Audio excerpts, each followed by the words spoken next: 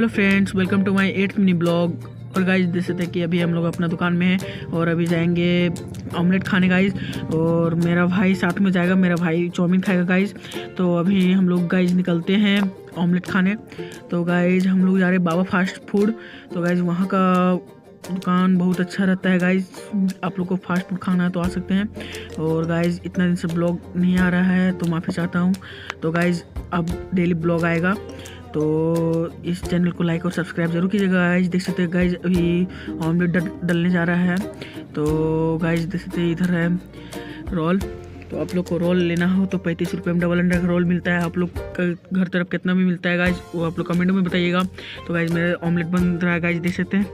तो अभी निकलेगा गाइज। तो गाइज आप लोग को अच्छा लगता होगा ब्लॉग तो लाइक और सब्सक्राइब जरूर कीजिएगा। और गाइज यही है दुकान, देख सकते गाइज। तो आज के लिए इतना ही गाइज, बाय बाय गाइज।